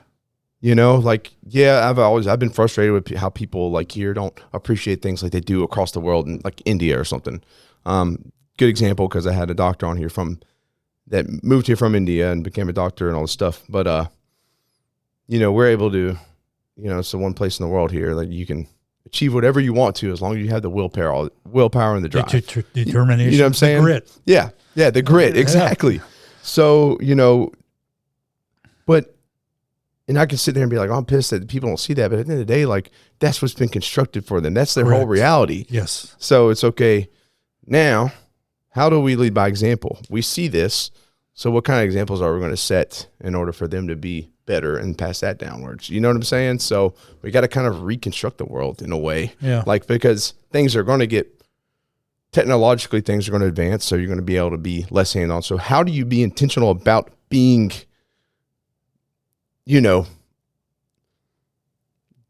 throwing yourself in those experiences when you can do it through a virtual reality, and like, that's the world we're in. But like, no, that's cool and all, I guess, for a moment, but like, let's actually force ourselves into situations that like are going to create true raw experience, Well, I'm a big Mike Rowe fan. Yeah. I love, his I think he does podcasts as well, but he talks about the fact that, not every guy or gal is an academic. Yeah. They're hands-on people. Yeah. And we're not creating the opportunities for them to grow and excel at what their God-given talents are. Yeah. And we should be doing that. And that gets back to the story I was sharing with you a little bit earlier about the story I read, about Jeff Fisher, and his head coach at that time, talking to him about fatherhood, about the fact that, it's not our job to mold our kids, Yeah. but unfold our kids. Yeah. So it means I like that. that our antennas need to be up. We need to be perceiving. We need to look at those things that are catching the attention of our children. Mm-hmm. Okay. Is that okay? They're leaning towards this. They like colors. Yeah. Okay. So let's create some opportunities to see if that's something that expands. Yeah. Yeah. Exactly. Yeah. Like pay attention to those. I'm all about that. Like pay attention to the things that pique their interest. Like, okay, let's emphasize that. Like, is that something they're really about? Yeah. Yeah. Because so many times we tend to, I think we just get caught up in the rat race of life. Okay. Our neighbors' kids are playing soccer. Well, I guess our kids should be playing soccer, and stuff like that. And we do. Yeah, we do. I mean, 100%. We get caught up into that, and we're sending our kids. It's like, to do things that our kids have probably no interest in doing it whatsoever. They're doing it because we're asking them to. Mm-hmm. So they're wanting to keep mommy and daddy happy. Yeah. So they're willing to painfully put up and tolerate and whatever there is to do. Yeah. And then years into it, they love it because that's been kind of like a forced condition now that they gotta love it, because it's their life. Yeah. I was going through Facebook last night, and there was, there's all kinds of stuff that's put up there, but there was a caption that was put up about the firstborn daughter is going to be a male representation of her dad.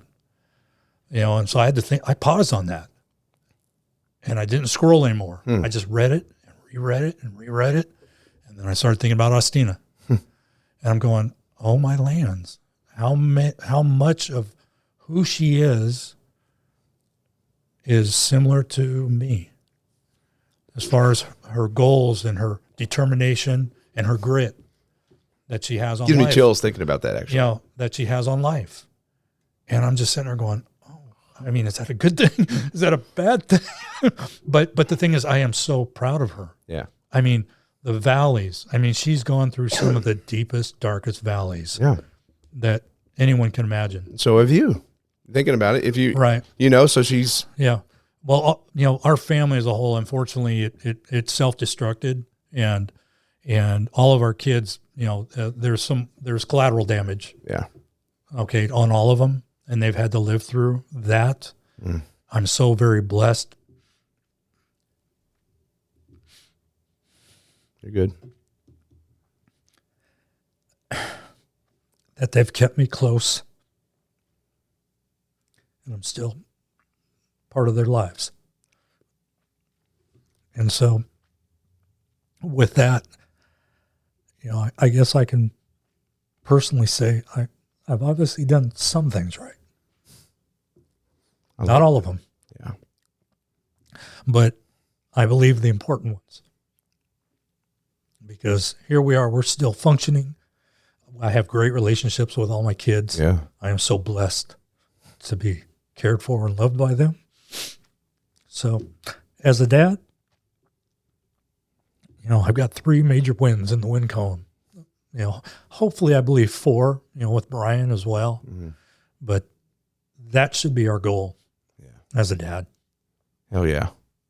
I love that. Thank you for sharing that. Thank you for opening up in that way too. You bet. And I know those girls love you.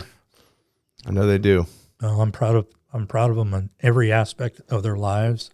And hey, to be perfectly candid, we don't always agree on everything, but love and respect supersedes all of it. And as you shouldn't, that's y'all are individuals, right? At the end of the day, that's the beauty in it. We're all different. We all aren't going to agree, nor are we supposed to. Yeah. And that's the beauty in just, I think, humanity in general. And if we can just embrace that, that's cool. But that's the most important thing to me is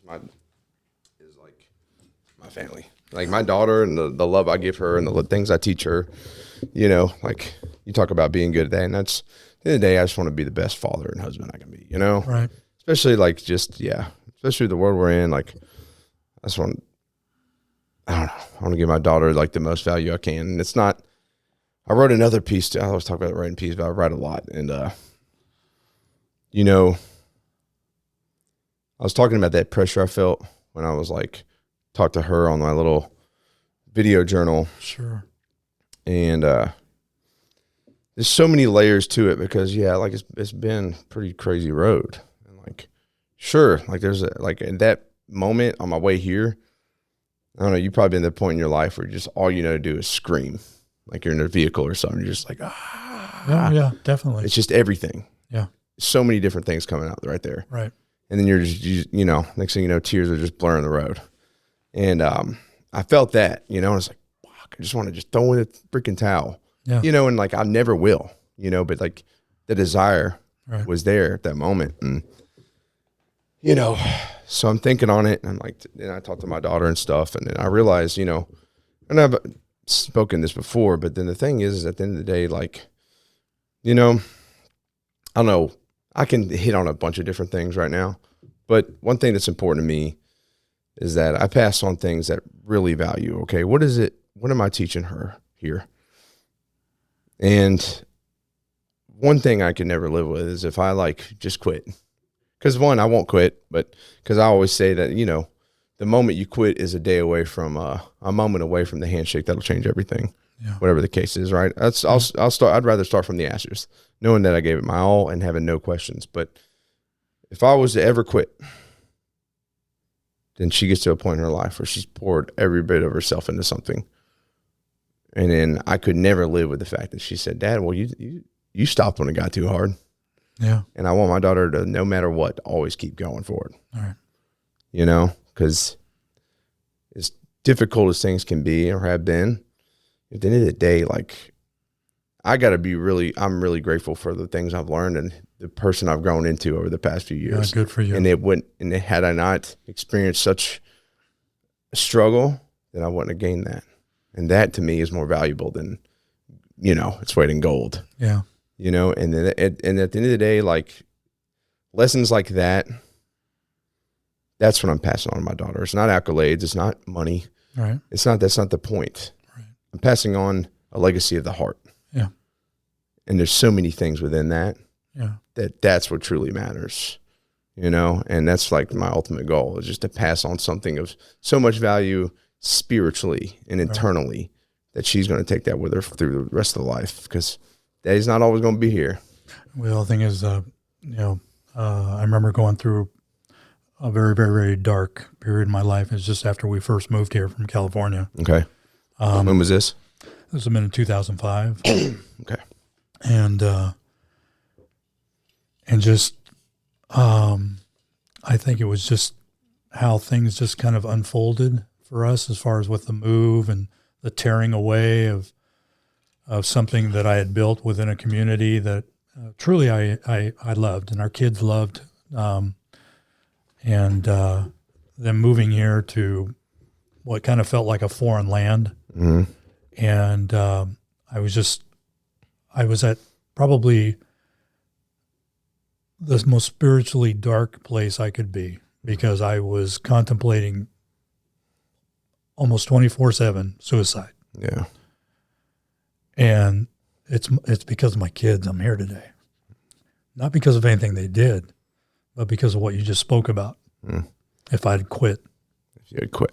And walked away. Yeah. And walked away from them. Yeah. That's your legacy. Yeah. And so the thing is, it's like, fortunately I eventually found the right help that walked me out of that dark hole. And I'm so, so grateful for that man. Yeah. Yeah. Shout out to who can you name drop? Or do you just want to, you know what? Shout out to him. Yeah. Yeah. He's unfortunately passed. Oh, yeah. Sorry to hear that. And so, but with that, it was just an interesting intervention that took place as far as me even discovering him. One of the bank tellers who at our local bank. I remember going in there and I just say hi, as I pass by her desk and stuff like that. And this one particular day, she just seemed to be brighter than normal. Yeah. In other words, like she was a 60-watt bulb. Today, she's a 100-watt bulb. Yeah. And it's just like, something's different. Yeah. And she goes, "You noticed?" And I said, "Yes." I said, "What?" I said, "I know it's not your hair, or not your nails or anything like that, but there's something about you. What's going on?" Yeah. And so she shared with me and shared this guy. She'd gone to him as well. And I said, "Could I have his name and number?" And I did. And so we began sessions together, and he walked me out of the lies that had been bombarding my life for the longest time. And many of those bombs are coming in pretty close. Yeah. I'm talking about from my ex-wife. Yeah. And I had gotten to the point to where I was actually swallowing some of that stuff and ingesting it. And at that particular time, I was transitioning from a job situation, and they had me do some testing because they wanted to find out what my true skill sets were. Yeah. And so I did this test, and it comes out with some type of a color wheel. I forget what it's called, but it talks about, your strengths and weaknesses and stuff like that. Yeah. And so what my ex-wife was labeling me was, "You're a narcissist," at every level. Everything I read about, everything my friends tell me, "You're a narcissist." So I started, okay, I guess I am, if she says so, and start reading about that. And I go, "Oh, that's a dark individual." You started believing it about you. I started believing that, embracing that. Yeah. And my life got darker and darker and darker. So then fast forward to meeting this gentleman that had counseled the gal at the bank. I shared with him this test that I took. He says, "Bring me the results of that test." Okay, so I went home, printed them out, brought them back to him. He looked them over. He says, "I'm going to show you the color wheel of a narcissist." Boom, puts it on the table. Yeah. He says, "Here's your color wheel." Boom. He says, "Look at these colors, zones or whatever they're called. Look at yours. They are nowhere similar." Interesting. He says, "There is nothing on your wheel that says you're a narcissist." People like to abuse terms, just to hurt people. And he says, "Please understand, there is a kind of a dark, evil, bad type of narcissist, okay? But in reality, we all, to some level, are narcissists because it's all about self-preservation.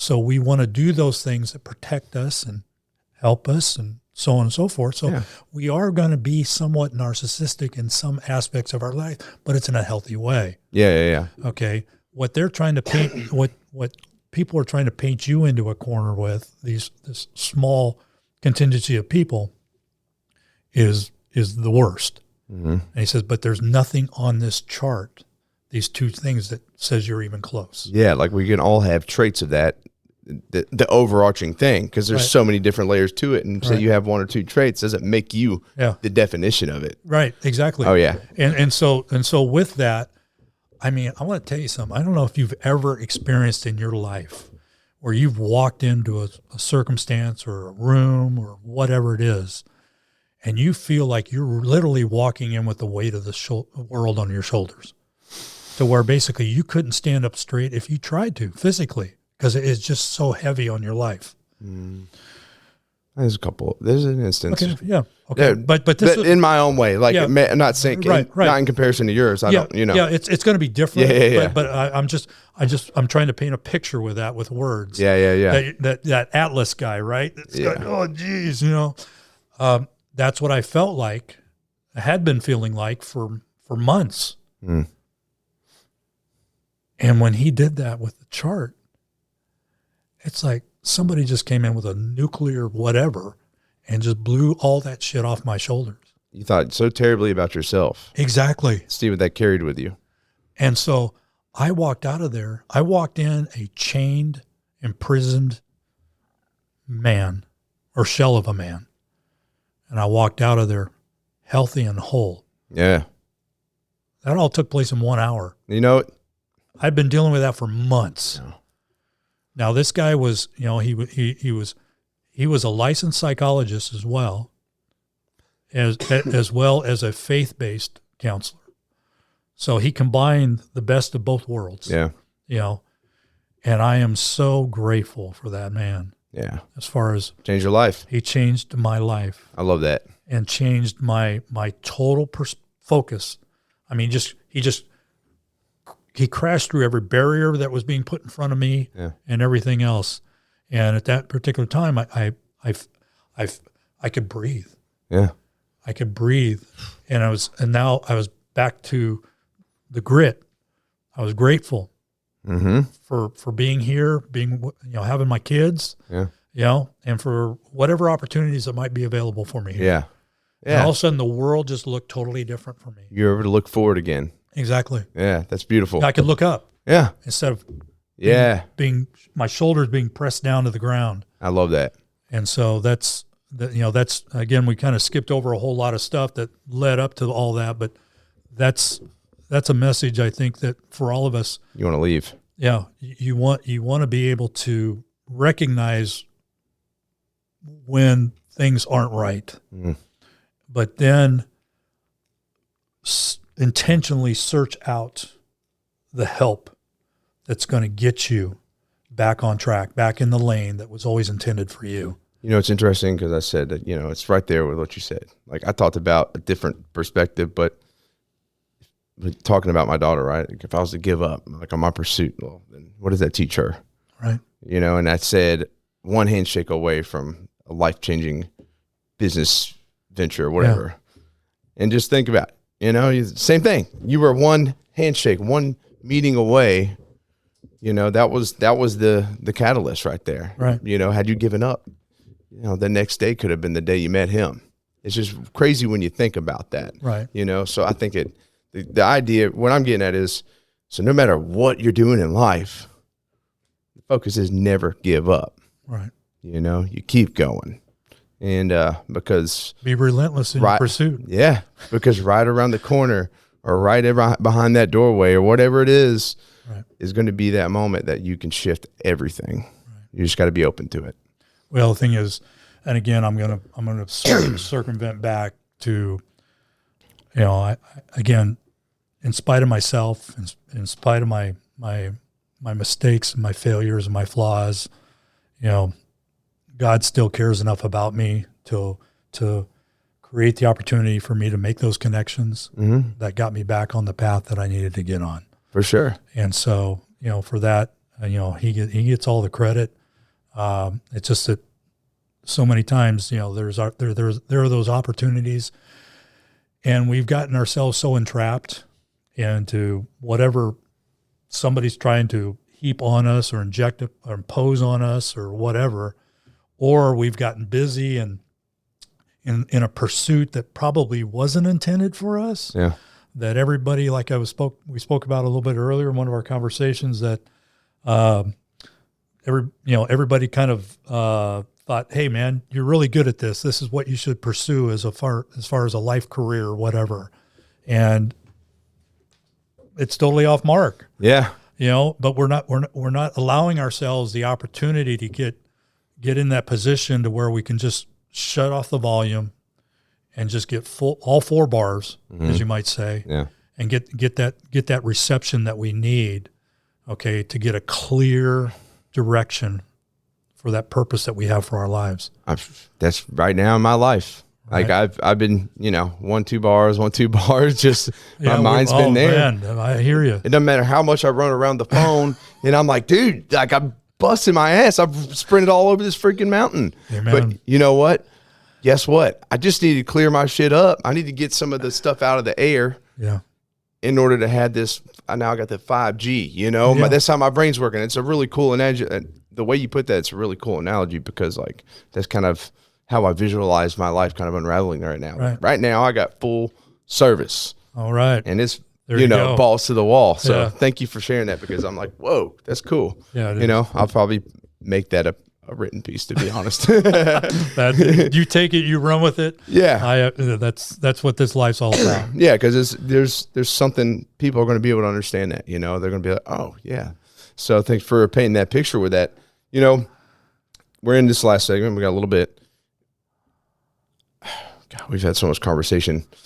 You left off, I think you were talking about, you talked about your kids and stuff. I think when your journey, we kind of left off at, you could probably recall it better than I am.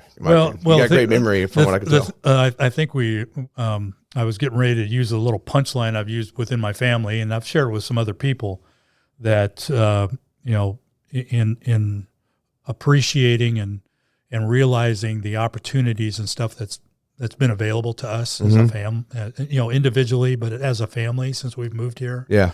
I'm so grateful. I love the people of Tennessee.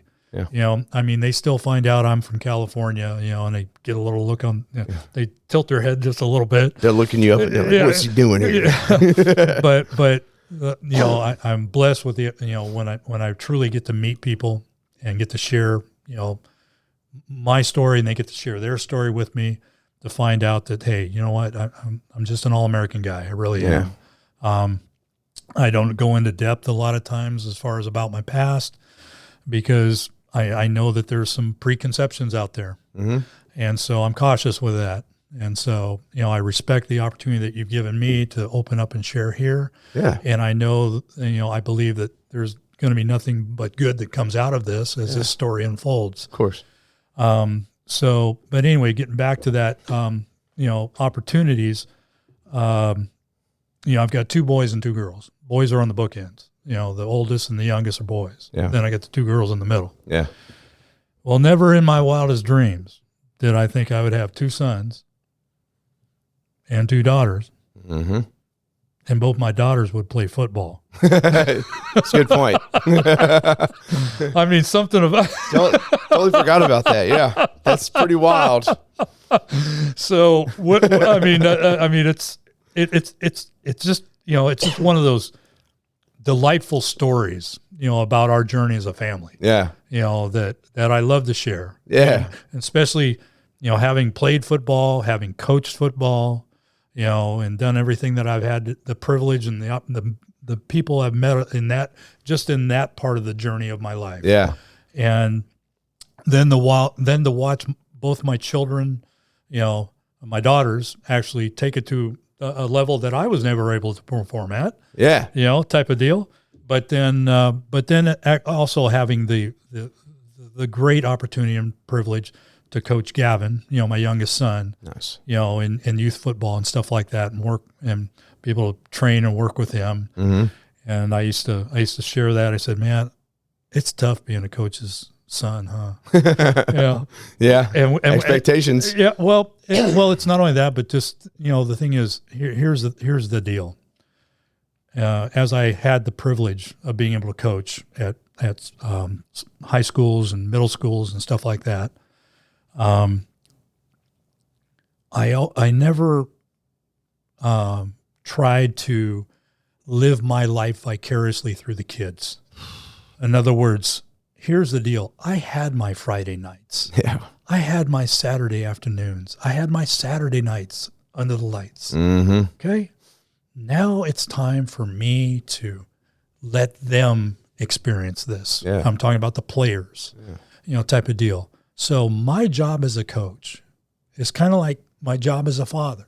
Yeah. To look at each and every one of these players that has been given to me, okay, for that period of time, and to assess them, evaluate them, see where they're weak and see where they're strong, mm-hmm.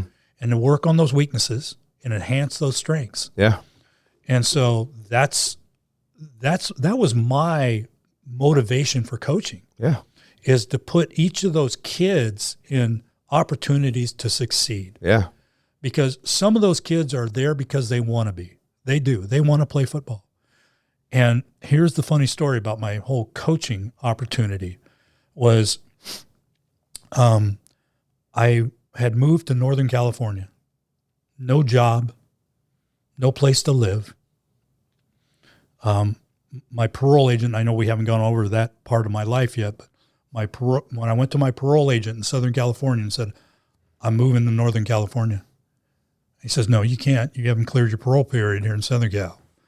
And I said, I want to remove myself from the influences that got me in trouble to begin with. Yeah. And I said, I'm making a conscious choice here. Are you going to help me or not? Yeah. He goes, okay. He takes out a piece of paper, some kind of form, fills it out. He says, you got 2 weeks to find a job and a place to live. And says, don't you dare get in trouble. Nice. I said, okay. So I took $700 out of the bank. That's all I had. Took my paid for pickup truck. Took my wife at the time. And we packed up her Subaru and we headed north. Headed up, yeah. No job, no place to live, no nothing. We came up here, went to a church, the first Sunday service after we arrived. And I looked around the church, and Joe, there wasn't a dude in there. It was all women and kids. I'm going, what's happening here? So I pick up the brochure. Well, here they'd had a father-son retreat up in the mountains. So that's where they all went. You missed that. Well, the guest speaker for that retreat was a guy by the name of Jerry Graham. Jerry Graham wrote a book called Where Flies Don't Land. It was a book that was given to me by the chaplain in the county jail I was in before I got sentenced to prison. And it was reading that book, and particularly that story by Jerry Graham that was in that book, that made me realize, even if I got to spend the rest of my life behind bars, I'm going to be a changed man. Mm-hmm. I'm not going to be the man that got me in here to begin with. So then I call Kathy. That's my wife at the time. I said, Kathy, you're not going to believe this. I said, I got the book right here. I still got it. It's a little paperback book. I said, this guy's speaking. I got to go up. She says, yeah, go, man. So I drove up into the mountains, and it was the last day because it was Sunday. They were wrapping up their camp. So right after church, man, I'm gone up the mountains. So I get to listen to him kind of speak a little bit, and I have my book, and I just wanted his autograph and wanted to shake his hand. And so I got to talk to him for a minute, and he just gives me this hug like he's known me for forever. Excuse me. And so anyway, we finish up, and so I'm getting ready to leave, and I get a tap on my shoulder. I turn around, there's a young guy. He says, hey, I was just listening to you talk to Mr. Graham, and I was listening to your story a little bit. He says, you were telling him that you really didn't know why you had moved up to Northern California, but for some reason you said you felt football had something to do with it? I said, yeah. He says, I'm going to give you a name and a number here. So he writes down a name and number, hands it to me. And he says, what college did you say you went to? I said, I went to Azusa Pacific University. He says, well, I graduated from there. I'm like, oh my God, what's going on here? So anyway, I get home and I call the number. Come to find out, the guy was a head coach at the local high school. So that week we had breakfast at IHOP. I shared my story. He says, well, if we can get the school district to accept you, because you are, troublemaker, you are an ex-con. And I said, this is all in God's hands. I said, something's unfolding here, and I want to be a part of it. Yeah. And so anyway, to take that to its end, everything got cleared, and I got to coach public high school football and share my story with the kids. And I'd always thought about I was going to get to coach at some, perennial dominating football program, right? Mm-hmm. This particular high school had the longest losing streak of any high school in the state of California. Nice. So God has a sense of humor. Yeah, right. God's like, hey, okay, got one for you. So anyway, I want to tell you something. I would not trade those years for any perennial program opportunity. Yeah. Because those kids were coming from foster homes, group homes, families that are just disintegrating. And I'm just, man, my heart just opened up to them. Mm. And they just became my kids. You really got to connect with them on a powerful level. At a powerful level. So that's where you were meant to be. And so that's how the whole coaching opportunity began, type of deal. And I had the privilege of staying with that school for 4 years. That head coach that hired me, they unfortunately fired him. Yeah. Because we didn't win any more games. Yeah. I wasn't the savior. I don't get to claim that. There's only one. He's not me. So anyway, with that being said, we got a new coach, and we're transitioning through new offenses and defenses and so on and so forth. And on that last year, that fourth year, all those kids had been with me all 4 years. We finally broke the losing streak. Nice. So all those seniors, we all got out in that center field. It wasn't a dry eye on that field that night. Heck yeah. The parents, everybody. So. Oh, yeah. Thanks for sharing that. Yeah. That's solid. Yeah. So the thing is, you never know when you're going to be given the privilege, of doing great things. And to me, I mean, that's not, Jack Sawyer, picking up a fumble, helping win the championship game like he did the other night. Yeah. In front of a huge crowd and national TV and everything else. But it's, for me, it's the same thing. Yeah. For me, that's my opportunity.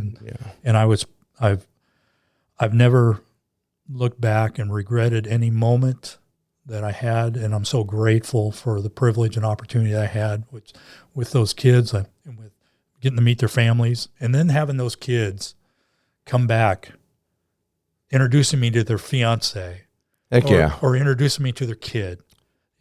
So you had a much deeper impact on them. Like that. Right. It's it wasn't, the whole point wasn't about having a winning state champ team. It was much more than that. It was about building that family environment. Okay. Because the thing is, here's the deal. There was talent walking down those hallways, but who wants to play for a team that's getting butt handed to them, every Friday night? Do you imagine the day that Joe Rogan might be sitting over here where I'm sitting someday? Oh, he will be. You don't know yet. Or maybe you'll be over here and he'll be over there. That's okay. Either way works. Either way works. Like that's the thing is like, I do want to touch on that really quick. I want some big guests. I have a push to get Jelly Roll on here. Just because nice. I don't even listen to Jelly Roll's music. I listen to my black metal, and then it's like synthwave. Got my interesting mix. But he's a good person. He's got a powerful story. He's got an amazing story. And seeing what he's overcome and how long it took him to get where he's at. Right. And see what he's created, and like maintaining that vision always. Right.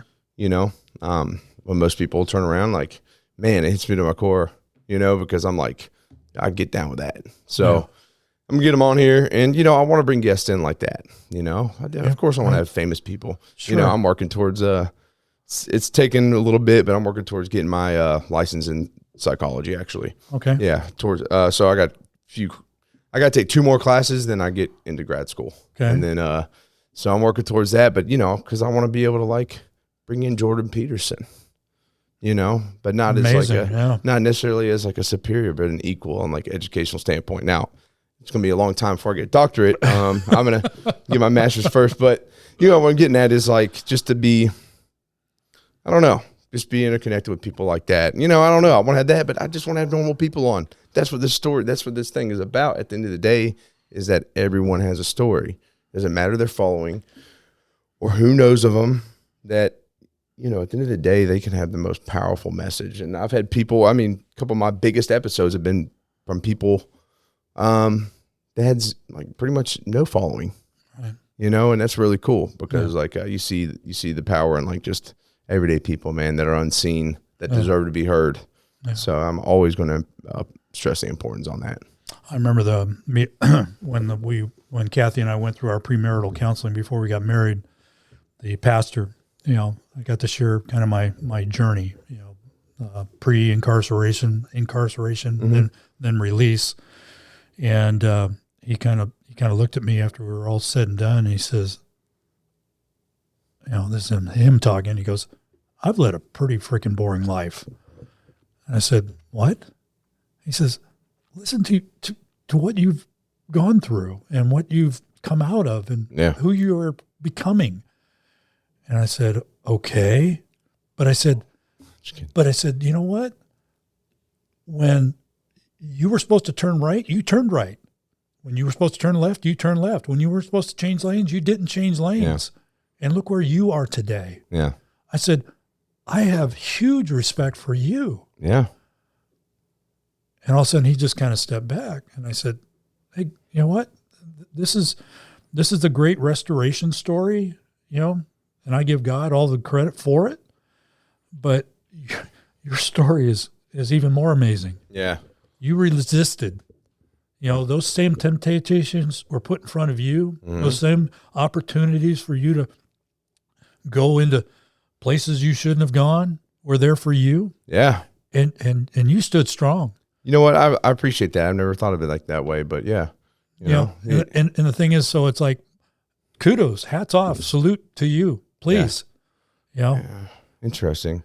You often hear people speak against those that like haven't gone through rough experiences, as if shame on them for doing so. Yes, but exactly. then you hear from the other side, people look down upon those that maybe, have done sketchy shit. Right. But at the end of the day, we're all walking our own path. Yeah.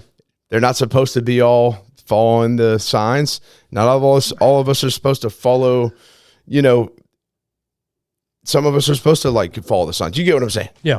But I'm sorry, that kind of screwed me up. But what I'm getting at is like, that's the beauty in it. That's what that's a really cool thing. So if we can I think I like your perspective. If I can look at somebody and be like, you know what? You didn't have a bunch of bad shit happen to you. It's probably for good reason, because you actually did, listen to me. Yeah. I was like, nope. Yeah. But that's for me, right? And how can we? Well, the thing is, it's like, so many people, I think draw conclusions. Yeah. On exterior circumstances. Oh yeah. So many times. Like for you, okay, somebody would look at you and say, "Wow, let's see, are those fulsome tattoos? Mm-hmm. Or are those, No, they're not. They're just, that's art. That's you're talking to us through this. That's my expression. Exactly. It's just me. And so the thing is, but unfortunately, because of some of the conceptions that are out there, tattoos are associated with bad, evil, wrong. A lot less these days, but even now it's the type of tattoos or whatever. But still people are going to have those judgments. I think we're living it's probably the best time for people that are covered in tattoos, because people have obviously opened their mind to it a lot. Right. Because it really, what is it? It doesn't cause no damn harm. Sorry, you're upset. Yeah. But anyways. Yeah. Because I always look for the teardrops. Yeah. If the guy has a teardrop, then, him and I are going to have a serious conversation. Oh, yeah. I mean, maybe just how many? Maybe he was sad that day. Oh, no. That's all. I'm just kidding. As all have gathered, Jay's got a lot to say, and you've got a powerful story, and I'm stoked to dive more into it. I usually ask a question that I ask every episode, but I'm saving it for the next one because it's just going to make sense to do so then. Sure. So we will hit that then. But Jay, we're what, maybe halfway through? Not even. I don't think we're there. Yeah. So guys, he will be back. I'm going to get you in the books here in the next couple of weeks. That way we can get you in and get part 2 out, because it's been a great time. I've had a blast today, and I'm really grateful for you opening up and sharing your story thus far. And I'm just like, this has been an awesome experience. So thank you, Jay. It's been an honor. Well, Joe, thank you for this privilege and opportunity. And I've just come to know you even greater. So likewise. This is part of that sharpening, getting that edge. Yes, sir. Between two people, and so again, I look forward to our next opportunity to talk. Awesome. Thank you so much, sir. Looking forward to it. You bet. All right, y'all take care.